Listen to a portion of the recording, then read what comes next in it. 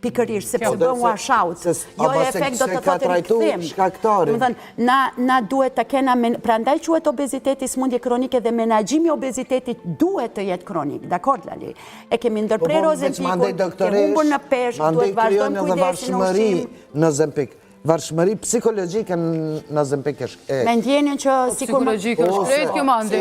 Po, kur thu hajtë se shpejton për punë, po shtoj killa, pe marrë me njëherë, po, kjo është varësia psikologjike. Unë e veç përdu mi thonë Donjetës që je shumë një femën e guzemshme, që ke ardhë me tregu, pa tjetër që po dhe shumë një podokësh, po du me thonë që mirë që ke ardhë me tregu që është një diçka gabim, se te ke fundit edhe vitamina me marrë ma shumë se që duhet edhe ato janë dëmshme. Kështu që përgëzime... E para thot gëshetimi 2 shtyllave, thot. Nuk ndërton do të mobilet, nuk futën shtëpi, por nuk ndërtove shtyllat e shtëpis. Shtyllat kryesore është ushqimi, ne do të punu në plane strategjike në parandalim, sepse obeziteti është smundje e shekullit. Por jo të punojmë kur bëhemi obez, jo mandit shpenzojmë një laqa, po jo. Ky problem ka morit edhe ma shumë të ne, po nuk është veç të obez, është në këtë smundje që i kemi kronike në shoqërinë tonë, ne nuk punojmë në parandalim, po jepu miliona në kurim, i marim vesh, e tjere, ma vonë që na kushton kjo në cilësinë e jetës tonë, në vetë efektivitetin tonë në punë dhe në rrethin tonë. Dhe që kjo është ideja që ne duhet me ndryshu politikat, jo me qenë kundër Ozempikut, du të me pas evidenca shkencore, unë e di që edhe doktoresha është endokrinolog në këtë ras, unë kom pas intervista me endokrinolog farmakolog në të kaluan, ku ka thonë që po abuzohet në mënyrë të pa kontrollume, merret pa recetën, merret pa monitorimin e mjekëve. Ama veç pak, unë du mi u besu profesionistëve kër e përshuajnë me indikacione, por nuk du mi u besu profesionistëve kër e shuajnë me indikacione përfitimit, dhe jo mos marrë së përgjësis. Kaq. Unë nuk guxoj të flas raportin e përfitimit, se nuk di çfarë përfitimi unë kam nëse pacienti merr Ozempik ose jo. Nuk kam përvoja me juve, doktoresh, është e përgjithshme. Nuk mos e merr personale me juve, se tek e fundit është inspektorati shëndetësor që mundet me ju kontrollu secilin. Do thënë, shumica e mjekëve në kategoria të tjerë do kenë më pak pacient kur kemi popullat të shëndetshme pa obez. Ne nuk kemi diabetolog.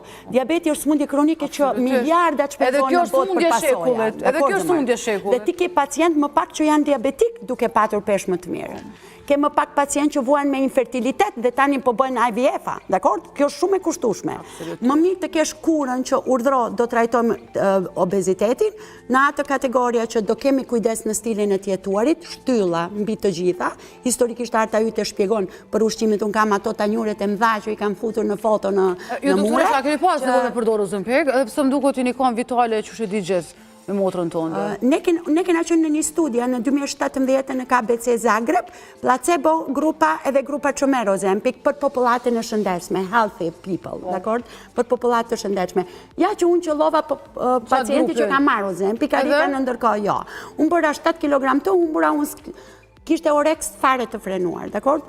Fatmirësisht nuk përjetova efekt alsor, fatmirësisht po e them. Po atje përpara ka qenë doza të hipeshe një herë njaftë në me infuzione.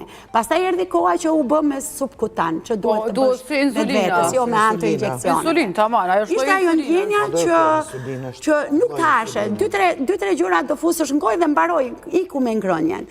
Kjo është për ato njerëz që unë prandaj them, obeziteti është smundje kronike, si e tillë duhet të trajtohet nga profesionistët në mënyrë kronike. Ozempiku është terapi që vetëm atëherë kur aktiviteti fizik, stili i shëndetshëm i të ushqyerit 2 dhe përjashtimi i faktorëve shkaktar që ka bërë obez pacientin, se mos e bëj zot ti mund të jesh me tumor të gjendrës mbiveshkore që të ka bërë obez. Mund të jesh me kraniofaringeom, tumor të hipotalamus. Gjithmonë ka një bazë, nuk vjen çato për çato, killat e teprume. Dhe ti i përjashton, nuk arriti efikasiteti ushqim plus aktivitet fizik, urdhëro, ne kemi terapi medikamentoze ose terapi kirurgjikale. Terapia medikamentoze bëhet për këto, terapia kirurgjikale bëhet për këto fenomen, dakord? Edhe kirurgjia bën jo efekt, mbajni në mend, po ajo bën tek 2 vite mbrapa. Më vonë. Se mbajni stomaku është si qeskë, rezervuar. Mbajni mend, kemi një qesë që ka 5 kg. Edhe apetitin e qasaj. Për njerëz qesën ti e ke zvogluar. Tash po më intereson Donjeta, a keni na fatxhate? Ajo gradualisht më marrim pak për Donjet, na fatxhate, a ke pas mandej efekt? A e frikson herë për vete, po më intereson. A ke folur me ai kën mandej? Jo, se bergë e guzimshme. Nuk jam friksu, sepse që po thot doktoresha mu në peshen me shtu si pasojë një probleme shëndetësor, unë e kum pas në kontrol gjithmonë. me analiza, me kontrola vazhdimisht vetë vetën. Nuk kum pas edhe, prandaj edhe kum pas guximin me përdor, sepse kum besu që jam